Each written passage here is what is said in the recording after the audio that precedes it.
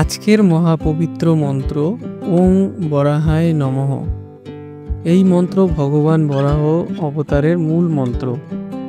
ভগবান বরাহ হলেন ভগবান বিষ্ণুর তৃতীয় অবতার, যিনি শূকর রূপে অবতীর্ণ হয়ে পৃথিবীকে অসুর হিরণ্যাক্ষের হাত থেকে উদ্ধার করেছিলেন। তাকে বলা হয় ভূমির রক্ষক, শক্তি ও ন্যায়ের প্রতীক। ভগবত পুরাণ ও বিষ্ণু পুরাণ অনুযায়ী অসুর হিরণ্যাক্ষ পৃথিবীকে ভূদেবীকে সমুদ্রের ভিতরে টেনে নিয়ে যায়। তখন ভগবান বিষ্ণু বরাহ রূপে অবতীর্ণ হন। তিনি সমুদ্র গর্ভে প্রবেশ করে অসুর হিরণ্যাক্ষকে দীর্ঘ যুদ্ধে বধ করেন এবং তার দ্বারায় ধারণ করে পৃথিবীকে জলের ওপরে তুলে আনেন।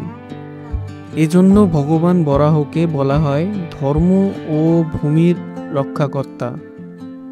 মন্ত্রের অর্থ: ওং সর্বজনীন পরম ধ্বনি, বরাহায় বরাহরূপে অবতার ভগবানকে নমঃ প্রণাম ও শরণাগতি।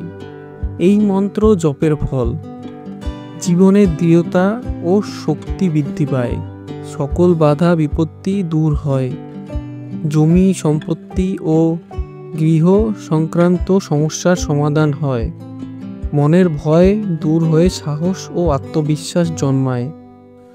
ভক্তরা বিশেষ করে বরাহ জয়ন্তীতে ভগবান বরাহকে পূজা করেন।